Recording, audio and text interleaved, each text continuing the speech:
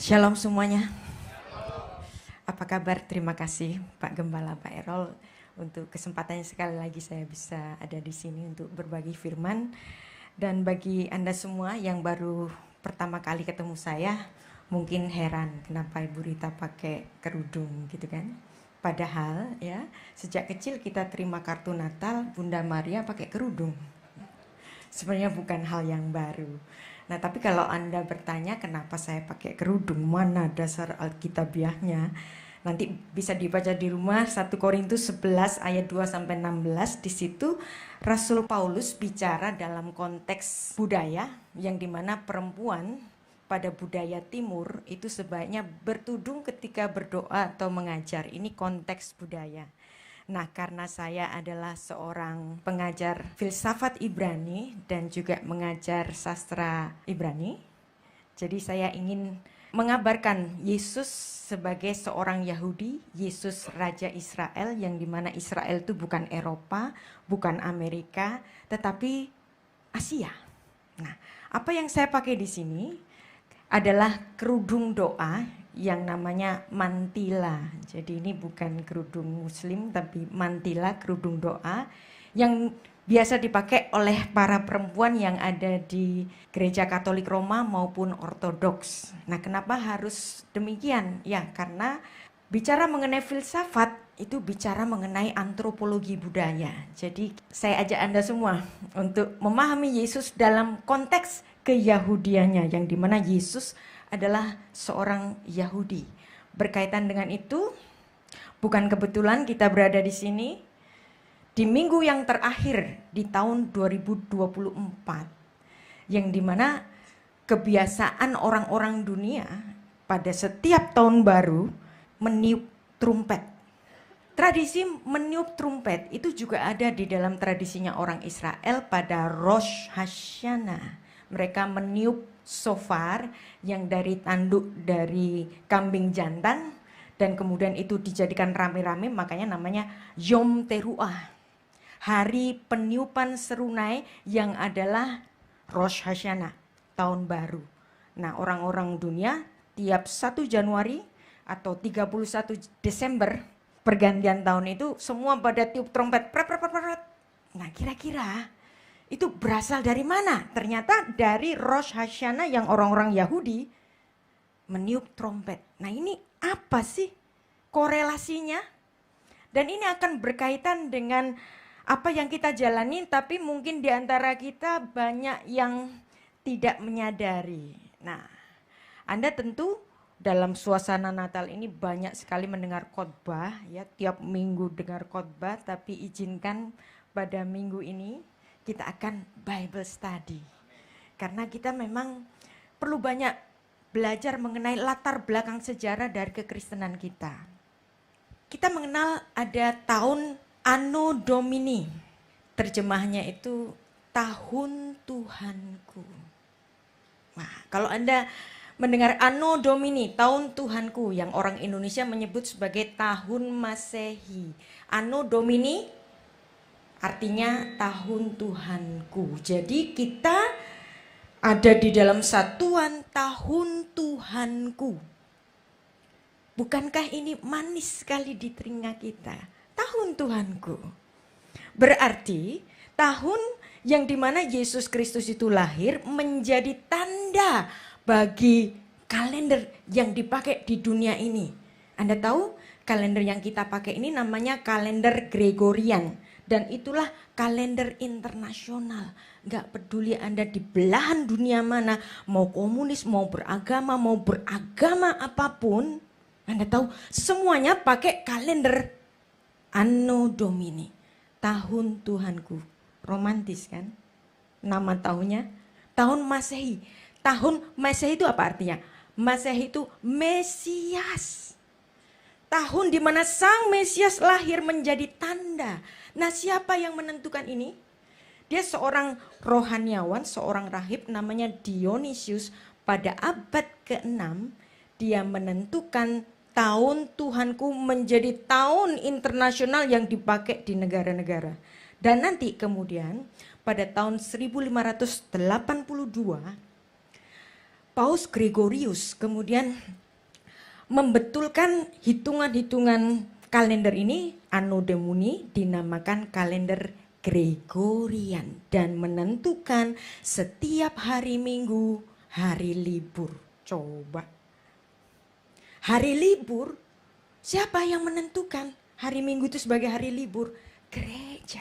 Dan itulah yang dipakai di seluruh dunia.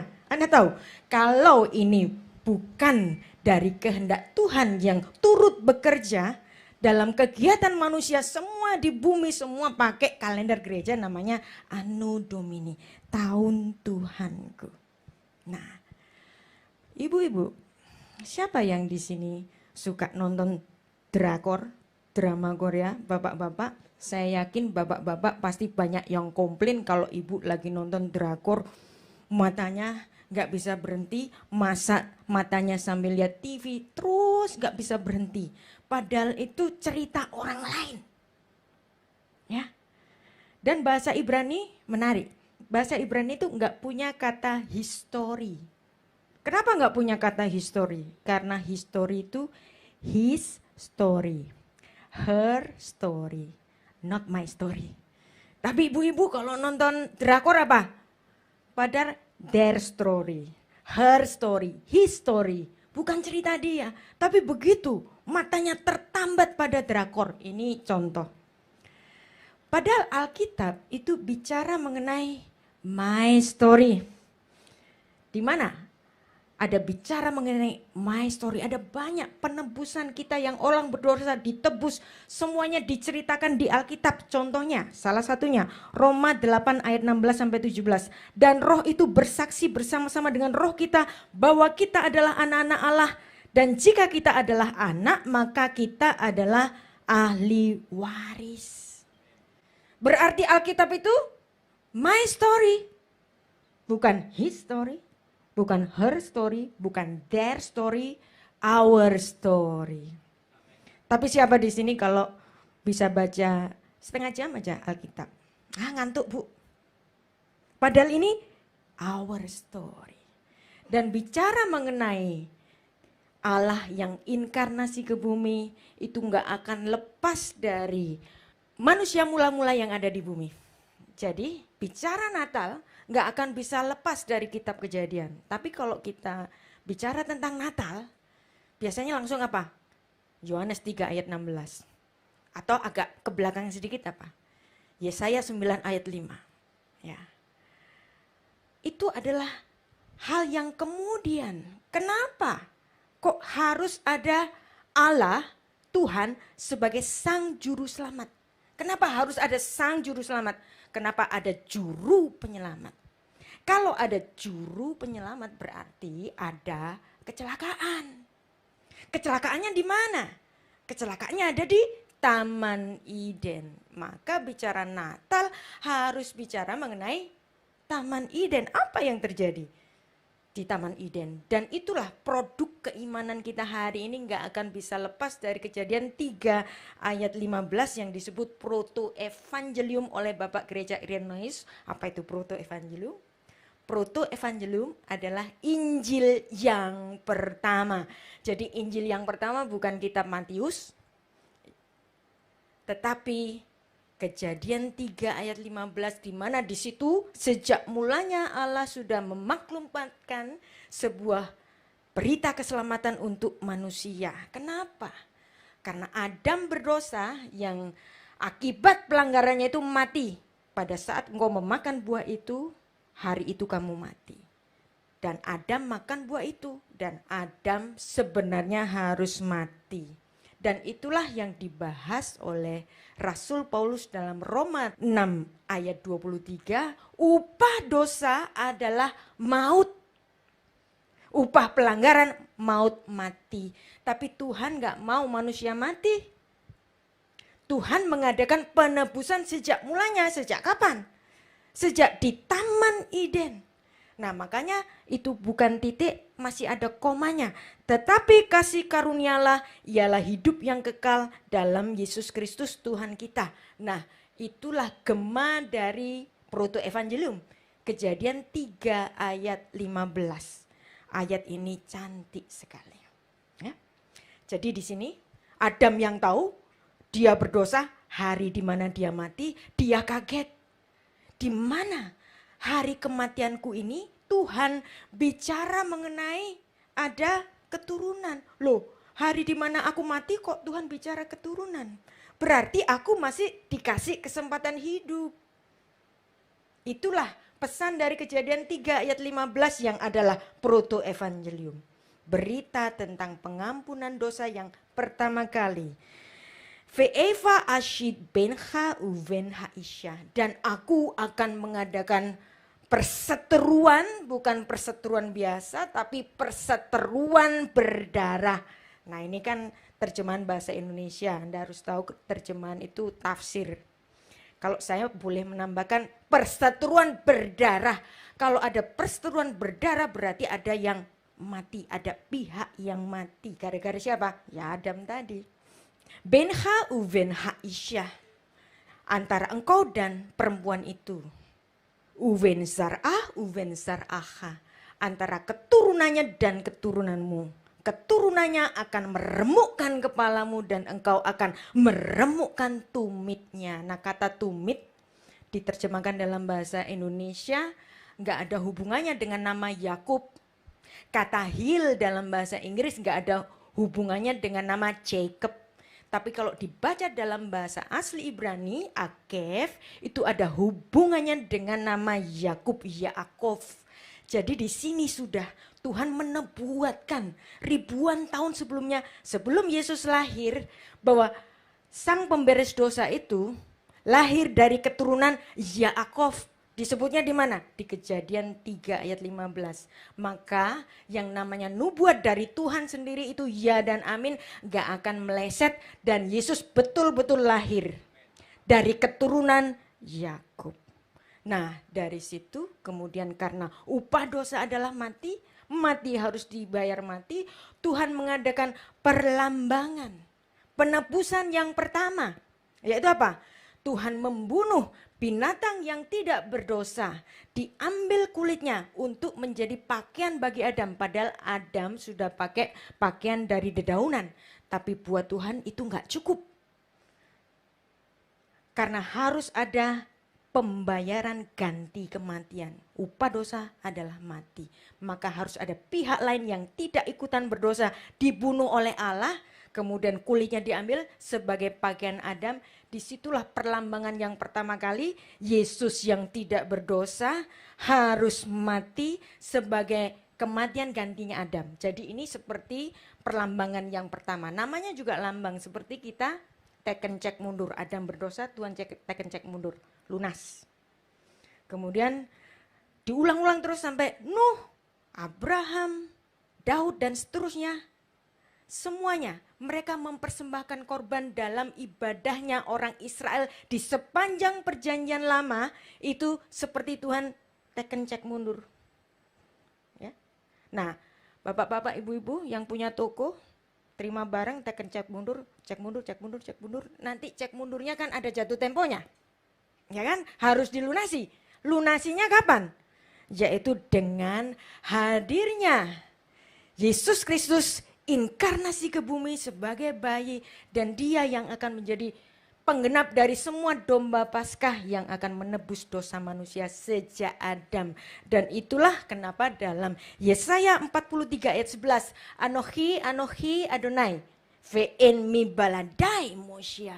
Akulah Tuhan dan tidak ada penyelamat yang lain selain daripadaku. Maka kalau kita mengaku Yesus adalah Sang Juru Selamat, korelasinya dengan Yesaya 43 ayat 11, nggak ada penyelamat kecuali Tuhan sendiri. Jadinya apa? Yesus itu Tuhan. Jadi setiap kita mengaku Yesus adalah Juru Selamat, Juru Selamat nggak ada lainnya selain daripada Tuhan. Nah, sekarang kita akan belajar mengenai keyahudian Yesus. Dan keyahudian Alkitab kita. Yang dimana orang-orang Yahudi menganggap Adam berdosa pada hari ke-8. Kok hari ke-8? Nah ini pemahamannya itu begini.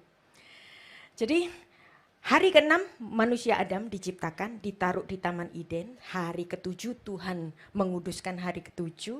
Maka karena mereka belum mempunyai keturunan, berarti adalah masa yang penting sehari setelah Sabat. Berarti hari ke-8 Adam tergoda dengan bujukan istrinya yang sudah tergoda oleh iblis itu. Kalau kamu makan buah itu, kamu nanti akan menjadi seperti Allah. Kejadian 3 ayat 5. Dan itu disebut oleh orang Yahudi sebagai dosa kitset bintiot. Dosa mencabut pohon. Kok nyabut pohon sih? Gimana? Kan makan buah itu. Jadi ini istilah yang hiperbola. Ya. Adam gak dibilang makan sak pohon-pohonnya, tapi kenapa orang Yahudi itu makan sak pohon-pohonnya? Ini menuju kepada kerakusan manusia, greedy-nya manusia. Karena ingin seperti Allah, seolah-olah seakar-akarnya dicabut mau dimakan. Karena dia ingin seperti Allah. Ya, ini kayak peribahasa bahasa Jawa, ngemut gula kroso legi, kolu sak pabrike. Nah, jadi ini namanya juga budaya ya. Jadi Anda nggak usah terprovokasi dengan ini ya. Namanya juga budaya. Itu peribahasanya itu ada mencabut pohon. Jadi dosa mencabut pohon pada hari yang ke-8. Dan ternyata di dalam kekristenan juga memandang bahwa Adam berdosa pada hari yang ke-8. Ini ada di dalam bukunya Thomas Watson, pengajaran dari Alonso Tostado pada abad ke-15. Jadi apa yang dipahami orang-orang Yahudi dan orang Kristen sama. Adam jatuh ke dalam dosa pada hari yang ke-8. Dari sini kita dapat memahami kenapa bayi-bayi Yahudi harus disunat pada hari yang ke-8. Karena disitulah Tuhan membunuh binatang yang tidak berdosa, pihak yang tidak berdosa sebagai ganti kematian Adam. Dan di situ ada perjanjian darah, makanya namanya Brit Milah. Perjanjian sunat, perjanjian darah, mengandung darah. Kenapa harus laki-laki? Karena namanya dosa Adam. Nah, itulah yang disebut laki-laki yang disunat itu, kalau bahasa Jawa nyebutnya apa? Pengantin sunat. Kan ada istilah pengantin sunat. Ini sama dengan apa yang dipahami oleh orang Yahudi, yaitu khatan damim. Khatan damim, pengantin darah. Nah, kalau pengantin darah itu, pengantin sunat kan sendirian, gak ada pasangannya. Khatan itu artinya mempelai laki-laki, dia sendirian ketika disunat. Tapi nanti kalau menikah dengan perempuan namanya hitkaten. Ada pasangannya, hit, nah itu ada pasangannya. Makanya namanya pengantin laki-laki, pengantin darah. Dan inilah semua anak laki-laki Yahudi yang umur 8 hari, semua harus disunat sesuai ketentuan dari Tuhan, Brit Milah, dalam Kejadian 17 ayat 9 sampai 14. Nah, tahun ini adalah tahun yang sangat menarik. Karena ada hari raya Yahudi yang berkaitan dengan hari raya Kristen, yaitu Natal. Yang dimana hari raya Yahudi itu namanya hari raya Hanukkah yang diperingati selama 8 hari. Ya. Nah, untuk tahun ini 25 Kislev tahun Yahudi, kalender Yahudi itu sama dengan 25 Desember kalender internasional.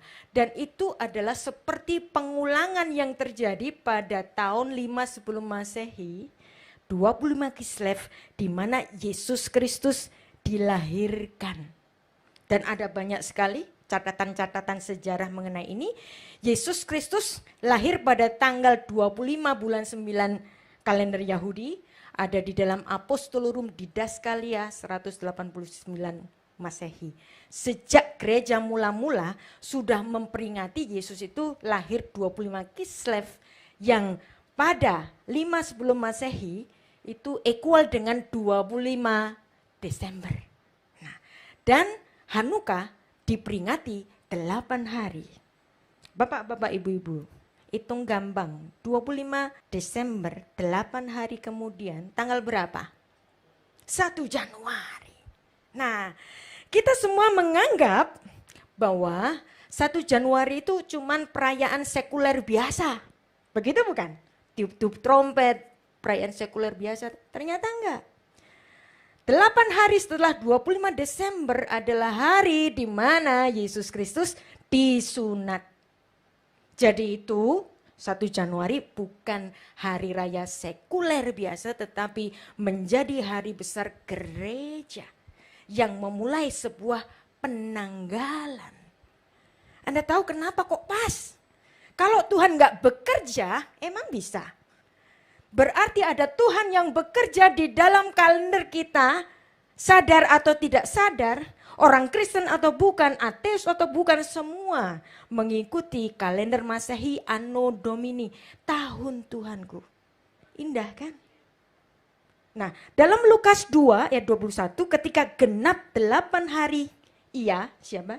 Bayi Yesus harus disunatkan dan ia diberi nama Yesus, yaitu nama yang disebut oleh malaikat sebelum ia dikandung ibunya.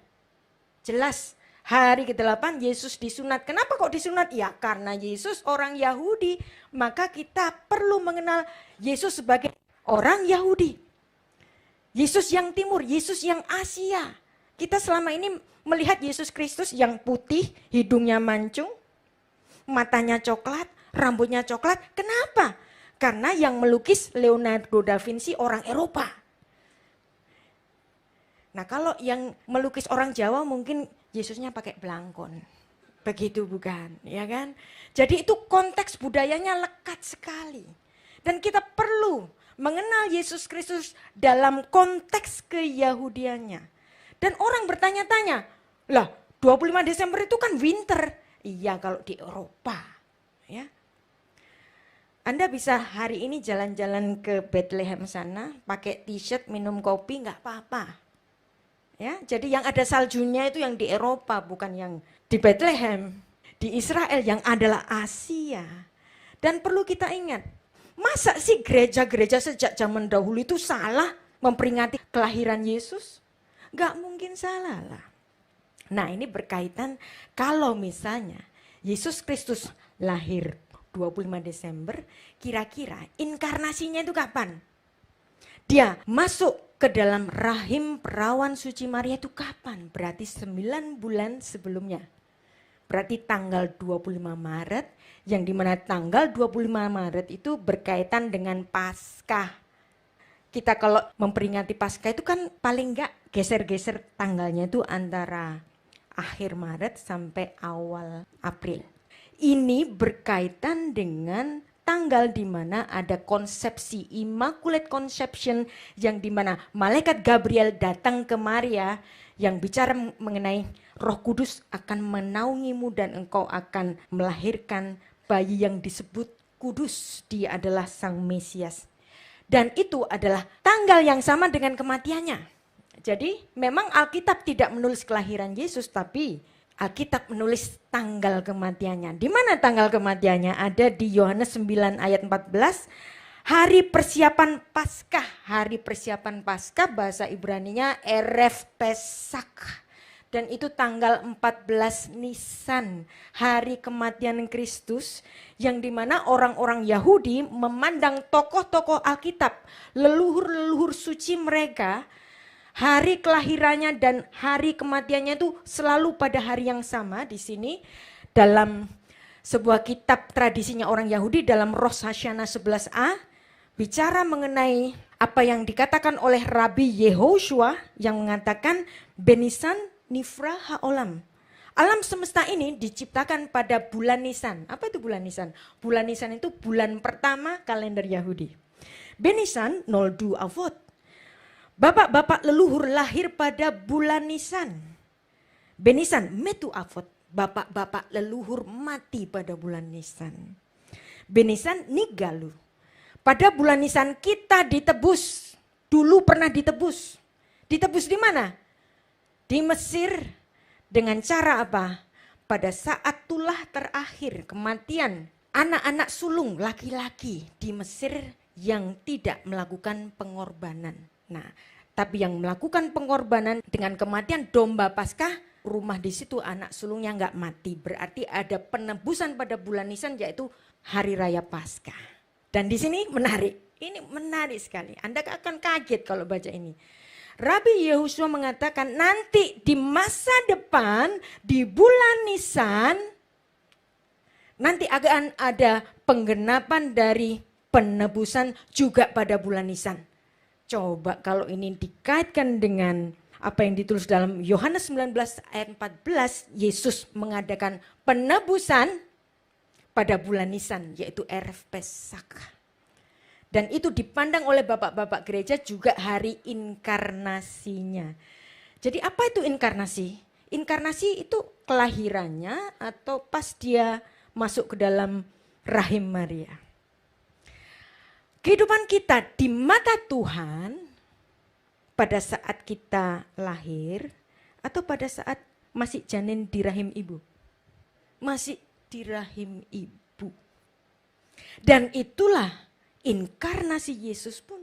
Dan Raja Daud berkata demikian. Mazmur 139 ayat 13 sampai 16. Sebab engkaulah yang membentuk buah pinggangku, menenun aku dalam kandungan ibuku.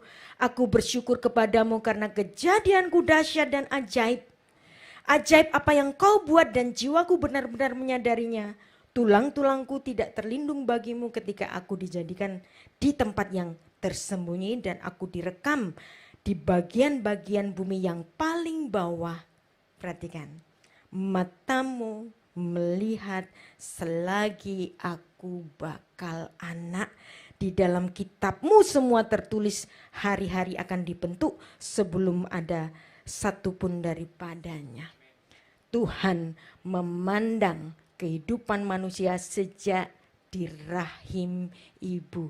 Anda tahu rahim ibu, uterus namanya rahim. Berkaitan dengan kata rahmat, rahim, rahmat adalah serapan dari bahasa Arab. Itu sama dengan bahasa Ibrani, rahem, rahim, rehem. Kenapa rehem? Anda tahu Adam yang seharusnya mati, tapi Tuhan mengatakan keturunanmu, keturunannya. Wow. Berarti Tuhan memberikan harapan kehidupan melalui rahimnya Hawa. Sejak di Taman Eden. Dan pada Maria, Tuhan memberikan kasih sayangnya melalui uterus rahim perempuan Maria. Maka rahim, rahmat, Anda tahu artinya rahmin, arahim. Yang maha rahmat, kasih karunia. Jadi rahim ibu, uterus ibu, bahasa Ibraninya kasih karunia. Berarti apa yang dilahirkan melalui rahim ibu semuanya adalah kasih karunia. Semua keturunan kita adalah kasih karunia Tuhan yang melalui kasih Tuhan melalui uterus perempuan. Makanya uterus perempuan peranakan namanya rahim. Keren, cantik. Jadi anak-anak yang dilahirkan oleh istri-istri bapak-bapak, ingat ya, semua adalah kasih karunia.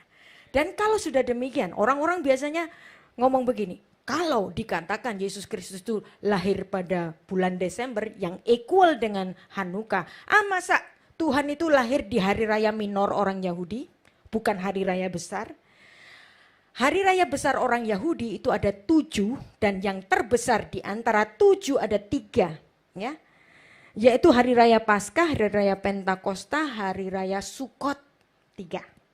Di 3 hari raya ini orang-orang Yahudi wajib datang ke Yerusalem untuk berhak naik ke Yerusalem untuk berhari raya. Dan yang terbesar di antara mereka yaitu hari raya Paskah, hari penebusan. Maka kalau orang bertanya kenapa Yesus Kristus lahirnya tidak berkaitan dengan 7 hari raya, saya bilang siapa bilang? Inkarnasi Yesus Kristus sangat berkaitan dengan 7 hari raya Yahudi. Bahkan yang terbesar karena inkarnasinya ketika Roh Kudus menaungi Maria itu terjadi pada Erev Pesach 14 Nisan yang dihitung secara kalender Romawi itu 25 Maret. Ada amin di sini. Tidak akan pernah meleset. Yang bilang meleset itu orang yang belum belajar sejarah.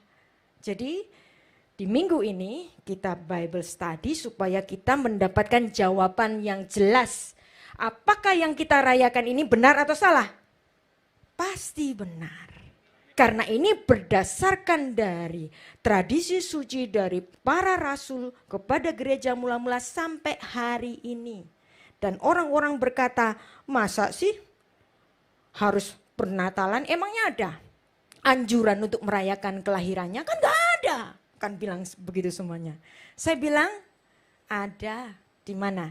Dalam 2 Timotius 2 ayat 8 yang dimana Rasul Paulus bicara demikian. Ingatlah ini, Yesus Kristus yang bangkit dari antara orang mati. Berarti Yesus pernah mati. Kalau pernah mati pernah lahir dong. Ya kan? Yang telah dilahirkan sebagai keturunan Daud. Itulah yang kuberitakan di dalam Injilku. Melalui 2 Timotius 2 ayat 8. Di situ ada 3 hal yang penting. Yaitu kelahiran, kematian, kebangkitan. Dan ini menjadi bagian integral dari pemberitaan Injil yang dilakukan oleh Rasul Paulus. Jadi masa kita cuman memperingati kematiannya saja.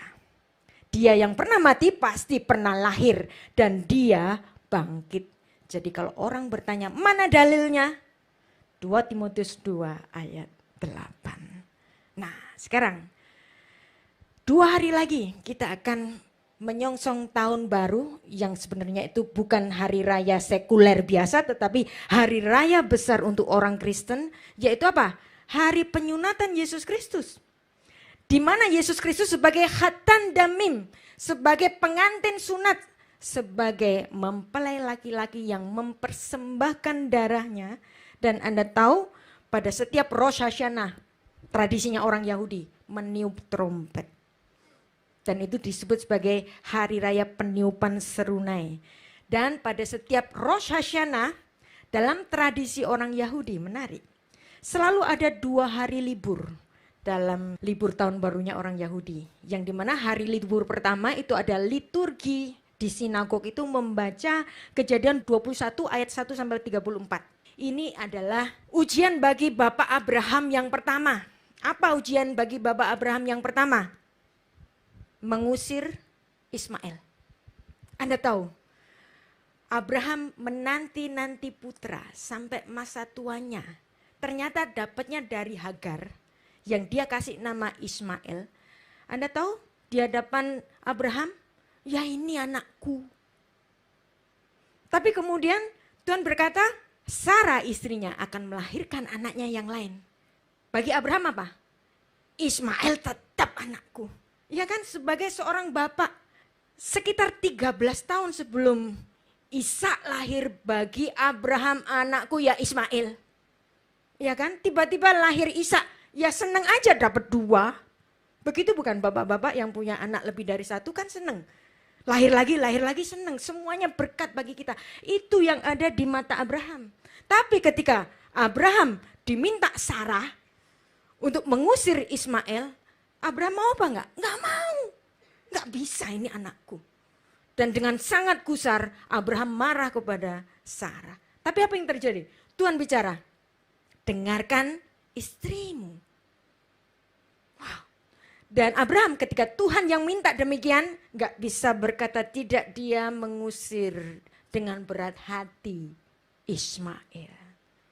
Nah, lalu kemudian pada hari yang kedua, liturgi ibadahnya orang Israel, itu membacakan Kejadian pasal 22. Kalau tadi 21, sekarang pasal 22, ini adalah ujian bagi Abraham yang kedua, yang sangat berat. Anaknya tinggal 1 di kemahnya. Tuhan tiba-tiba bisa-bisanya ambillah anakmu yang tunggal itu. Kenapa kok dibilang tunggal ya? Karena tinggal 1 di kemahnya. Yang bernama Ishak. Dan Tuhan minta dikorbankan. Abraham gak bisa berkata tidak juga. Dia bawa Ishak ke puncak gunung Moria. Nah, kemudian Abraham, singkat cerita, ya nanti baca di rumah, dia mengikat anaknya, mengambil pisaunya untuk membunuh Ishak, dan kemudian ada malaikat Tuhan berkata, Abraham, Abraham, jangan kamu apa-apakan anak itu. Dan apa yang terjadi? Di situ ada domba yang tanduknya tertambat di sebuah belukar, dan Abraham melihatnya. Abraham tidak jadi membunuh Ishak karena Tuhan sudah mengirimkan anak domba yang dari Allah. Kita baca ayatnya. Lalu Abraham menoleh dan melihat seekor domba jantan di belakangnya yang tanduknya, perhatikan tanduknya, tersangkut dalam belukar. Abraham mengambil domba itu lalu mengorbankannya sebagai korban bakaran pengganti anaknya. Jelas di sini ada keren, tanduk dari ail domba jantan. Dan dari tanduk domba jantan itu kemudian terbentuk satu alat musik yang namanya shofar, trompet. Itulah kenapa pada setiap tahun baru orang-orang Yahudi meniup trompet, shofar. Anda lihat kolerasinya di sini? Kenapa orang-orang dunia nggak ngerti tiup trompet pada setiap 1 Januari? Kalender gereja. Tiup trompet untuk mengingat kita nggak jadi mati. Karena Tuhan telah mengirimkan anak domba yang darinya supaya kita beroleh kehidupan. Dan itulah pesan dari Yohanes 3 ayat 16 yang sudah kita hafal sejak sekolah minggu. Jadi inilah pesan dari Alkitab sejak kitab Kejadian sampai Perjanjian Baru. Misalnya di sini Yesaya 53 ayat 4. Tetapi sesungguhnya penyakit kitalah yang ditanggungnya, kesengsaraan kita yang dipikulnya. Padahal kita mengira dia kena tulah, dipikul, ditindas Allah. Tetapi dia yang tertikam oleh karena pemberontakan kita. Dan Yesus Kristus, karena dia yang menggenapi semua domba-domba yang dipersembahkan di sepanjang liturgi ibadahnya orang Israel sepanjang perjanjian lama. Kemudian Yohanes Pembaptis menunjuk lurus ke hidungnya Yesus, nggak usah ditafsirkan, iki lo wonge. Pada keesokan harinya Yohanes melihat Yesus datang kepadanya dan ia berkata, lihatlah anak domba Allah yang menghapus dosa dunia. Hine se ha Elohim, hanose hataat ha olam. Jadi, wow. Anda harus menyadari bahwa setiap kita memperingati kelahiran Yesus itu sekaligus memperingati kematiannya. Memperingati Natal sekaligus memperingati Paskah. Karena kelahirannya yang ada di bulan Desember, kejadiannya sudah terjadi 9 bulan sebelumnya di dalam rahim perawan Maria, dan itulah hari Paskah. Maka kelahirannya tidak di sembarang tempat. Kelahirannya ada di kandang domba. Ya. Nah, di sini ada banyak perdebatan. Yesus itu lahir di kandang domba atau di rumah saudara? Masa Yusuf orang Bethlehem gak punya saudara di sana? Kita aja kalau keluar kota nginepnya di rumah saudara. Masa Yusuf gak punya saudara di Bethlehem? Jelas Yusuf punya saudara di Bethlehem. Tapi Tuhan menuntun pasangan kudus ini ke sebuah kandang domba yang bukan kandang domba biasa, tetapi kandang di Bethlehem Efrata yang tempatnya itu ada di wilayah Migdal Eder. Anda tahu Bethlehem itu tempat kelahirannya siapa? Kelahirannya Raja Daud. Raja Daud dulunya profesinya apa? Profesinya sebagai angon wedus, gembala. Nah, ketika Raja Daud membangun istananya, dia melihat tabernakel Allah di dalam kemah suci itu. Masa aku tinggal di istana tetapi rumah Tuhan itu ada di tenda? Aku ingin membuat istana bagi Tuhanku, yaitu bait Allah. Tapi Tuhan tidak berkenan. Karena Daud tangannya penuh dengan darah. Aku gak berkenan kamu yang bangun. Yang bangun nanti anakmu, Salomo. Tapi Daud mempersiapkan semuanya, termasuk pemasok domba-dombanya. Karena domba-domba dipasok dari tempat yang namanya Bethlehem Efrata. Jadi persembahan korban kan gak boleh sembarangan, harus tidak bercacat, harus sempurna. Maka harus ada sortir Sehingga kalau Tuhan Yesus lahir di kandang, Anda tahu, setiap kali manusia berdosa seperti Tuhan teken cek mundur dan harus dilunasi. Lunasnya kapan? Ketika Allah itu inkarnasi. Maka kalau Yesus lahir di kandang domba, bukan kandang domba biasa. Jelas kan? Kandangnya adalah kandang yang khusus di bawah pengawasan imam-imam di Yerusalem, yang Bethlehem dan Yerusalem itu jaraknya cuma 7 kilometer. Dekat sekali, bisa dengan jalan kaki, dan itu sebagai pemasok semua korban-korban di bait Allah, dan itu bukan kandang biasa. Ya. Dan inilah tandanya bagimu, kamu akan menjumpai seorang bayi dibungkus dengan lampin terbaring di dalam palungan tempat makanan binatang. Nah, kalau itu diartikan Yesus lahir di rumah saudara, ayat ini akan bertabrakan. Gimana? Kalau lahirnya di rumah saudara kok ditaruhnya di tempat makanan binatang, yang benar aja.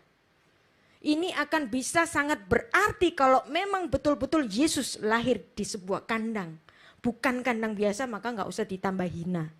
Ya kandang, bukan istana memang. Tapi bukan kandang biasa, tetapi kandang pemasok dari semua binatang-binatang yang dipersembahkan di bait Allah. Maka setelah itu Yesus menjadi penggenap penutup bagi semua korban-korban itu. Dan dalam kelahiran Yesus Kristus ada sebuah tradisi. Nah, orang Kristen itu kalau ngomong tradisi itu pikirannya kayak tradisi sunatan, tradisi selamatan gitu kan. Bukan. Ya. Tradisi adalah keadaan yang terulang-ulang sejak mulanya. Dan tradisi kita setiap Natal yang memuji Tuhan, memuji-muji Allah adalah sebuah tradisi yang berasal dari sorgawi ketika malaikat Tuhan, bala tentara Tuhan menyambut kelahiran Allah yang inkarnasi dengan sorak-sorai nyanyian di surga.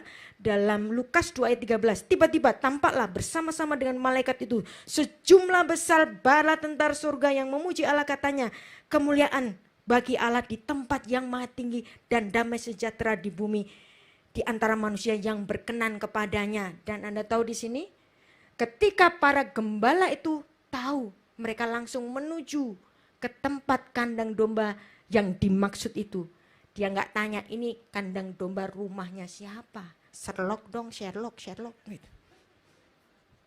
Mereka nggak usah tanya begitu karena mereka tahu. Karena mereka adalah para penggembala yang ada di kawasan khusus Temple of Sacrifices yang memasok domba-domba yang akan dipersembahkan di bait Allah. Maka langsung menuju ke tujuannya. Dan itulah yang disebut dalam banyak nubuat di Alkitab kita, dalam Kejadian 35 ayat 21, Mika 4 ayat 8, Mika 5 ayat 1. Dalam Kejadian 35 ayat 21 di situ bercerita tentang Yakub yang sedang bersedih. Anda tahu nama lain dari Yakub apa? Israel. Yakub bersedih karena kehilangan istri yang dicintainya. Istri yang dicintainya itu mati. Maka kemudian dia membuat ingat-ingatan, membuat sebuah menara yang disebut Migdal Eder, menara kawanan domba.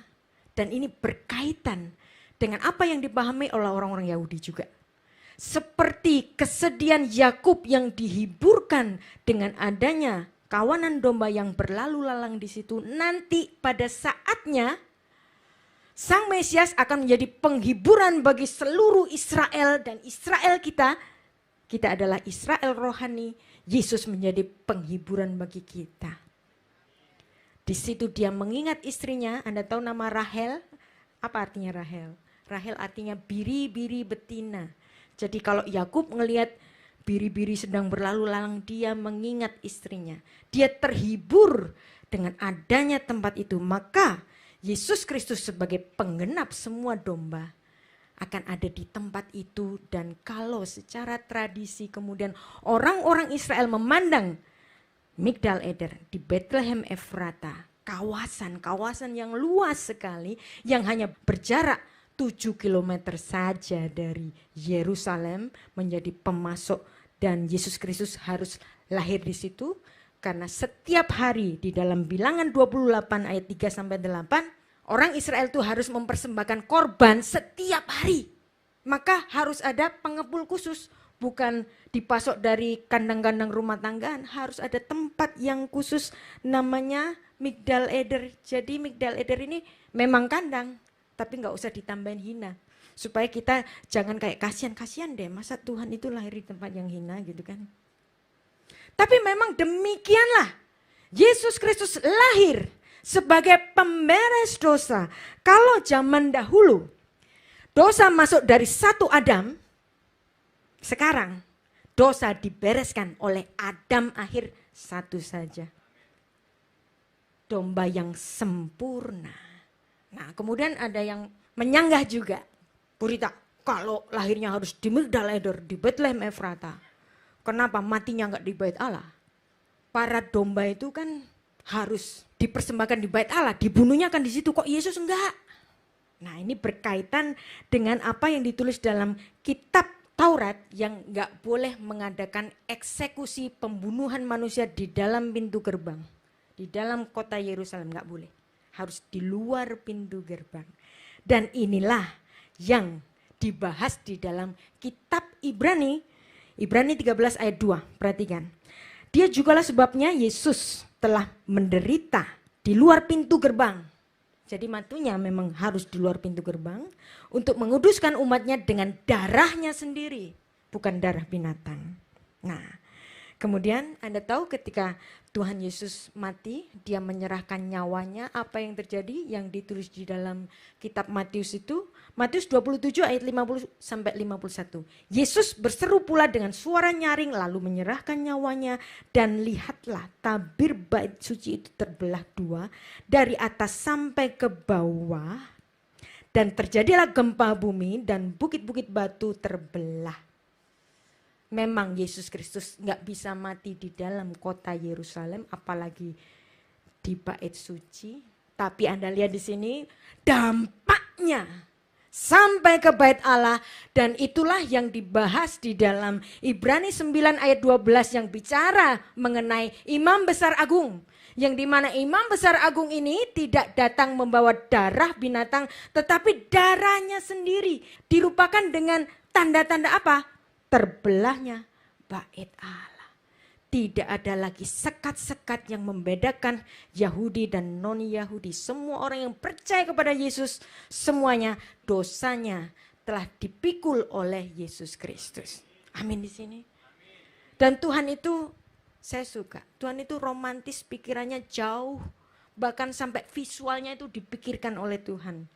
Memang Yesus tidak mati di bait Allah. Yesus mati di Golgota. Anda tahu Golgota artinya apa? Tengkorak. Jadi kalau bukit tengkorak, bukit tulang kepala. Ring the bell. Apa hubungannya dengan nubuat-nubuat yang dituliskan di sepanjang perjanjian lama, terutama yang pertama, menarik. Dalam proto evangelium, Kejadian 3 ayat 15.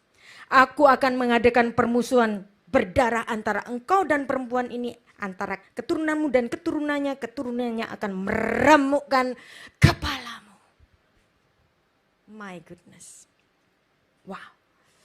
Ketika kayu salib itu menancap di puncak bukit tulang kepala, Golgota. Itulah momen Yesus meremukkan kepala.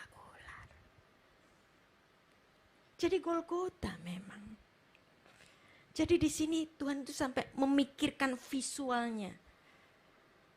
Yang secara jelas orang-orang dapat melihat kayunya menancap di bukit tulang kepala sebagai tanda si tumit, keturunannya si tumit yang lahir dari antara bangsa Israel meremukkan kepala ular, dan itulah penggenapan Kejadian 3 ayat 15. Cantik kan? Nah, Golgota. Golgota itu dari kata galal, galal itu artinya menggelinding, kepala kan bulat ya kan, jadi kayak menggelinding gitu. Nah, dari kata galal muncul kata gol. Gol sama dengan gol sepak bola. Siapa yang suka nonton sepak bola? Gol itu kata yang alkitabiah banget. Gol, galal, bentuk imperatifnya itu gol. Galal, bentuk imperatifnya gol. Menggelinding ke arah tujuan. Inilah tujuan dari Yesus Kristus, gol. Menggelinding ke arah tujuannya apa? Mati. Meremukkan kepala ular yang dimana sengat maut itu sudah dipatahkan oleh Yesus melalui kematiannya di kayu salib. Kalau sudah begini, berita Natal tidak akan pernah lepas dari Paskah. Karena upah dosa adalah maut, maut itu dibayar oleh Yesus Kristus dengan kematiannya di Golgota, golnya Yesus Kristus. Maka hanya Yesus yang berhak mendapatkan gelar Syar Shalom, Raja Damai. Yesaya 9 ayat 5 ayat ini selalu dibacakan pada setiap hari Natal kan. Tapi di antara kita mungkin tidak dapat menyadari. Kalau cuman Raja Damai, Musa juga ngajarin damai enggak? Ngajar. Daud ngajarin damai? Ngajar. Apalagi Salomo. Salomo namanya Shalomo, damai yang ada di dalamnya. Kita baca.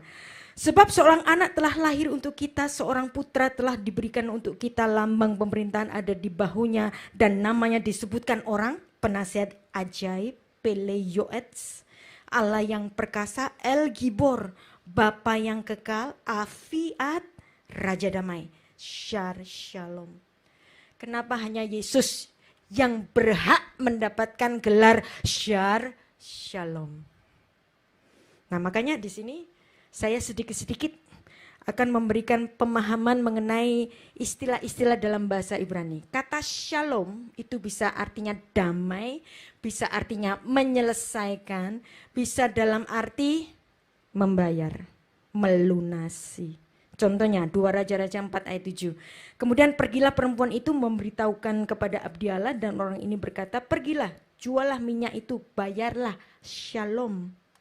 Ya, veshalmi. Itu imperatif untuk perempuan, shalmi. Bershalomlah dengan hutangmu. Bayarlah hutangmu. Jadi kata shalom itu juga dalam artian membayar. Ayub 22 ayat 27. Jikalau engkau berdoa kepadanya, ia akan mengabulkan doamu dan engkau akan membayar silem, shalom, silem. Sama dengan bahasa Indonesia, shalom, shalom, silem sama. Selamat dari kata shalom juga. Nah, jadi di sini itulah yang diucapkan oleh Yesus Kristus ketika dia di kayu salib. Kita mengenal kata tetelestai. Apa itu tetelestai? Tetelestai sudah selesai. Tapi tetelestai bahasa Yunani. Yesus bukan orang Yunani, Yesus orang Yahudi. Kalau bicara kepada orang-orang di sekitarnya, dia kalau nggak bicara bahasa Ibrani, ya bahasa Aram. Bahasa Ibrani dan bahasa Aram dan bahasa Arab itu sister language, mirip-mirip ya.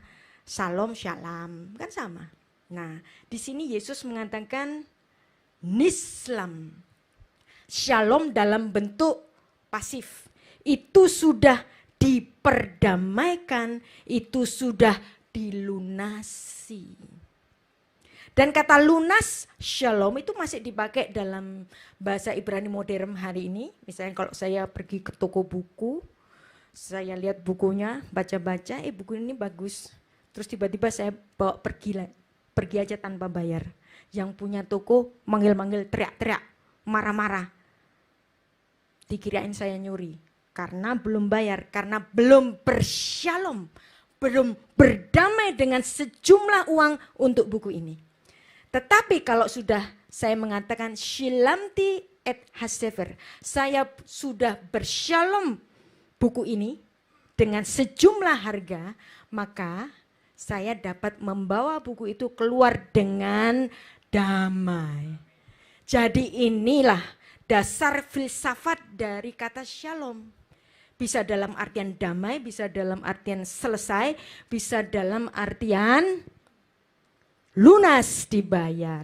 Maka kata tetelestai, kata shalom itu kalau diterjemahkan apapun akan menjadi lost in translation. Karena apa? Selesai misalnya, sudah selesai. Lu selesai apaan? Selesai makan. selesai mandi. No. Selesai diperdamaikan dengan sejumlah harga. Harganya apa? Harga nyawa. Nah, jadi kita semua adalah orang-orang yang ditebus. Dan Alkitab kita selalu menulis kejadian seseorang itu dimulai dengan silsilahnya. Terutama bapak-bapak leluhur Israel, apalagi Yesus Kristus. Matius pasal 1 bicara silsilah. Lukas pasal 3 bicara silsilah. Saya tanya bapak-bapak ibu-ibu, siapa yang suka baca silsilah di Alkitab? Gak ada, bosen ngapain gitu kan. Kita nggak tahu esensi dari silsilah ini. Yang dimana Yesus Kristus bahkan dalam kitab Lukas ini bisa diurut sampai siapa? Sampai Adam. Kenapa kok sampai Adam? Karena Yesus Kristus menggenapi janji Allah sejak Adam di Taman Eden. Maka silsilahnya ditulis sejak Adam.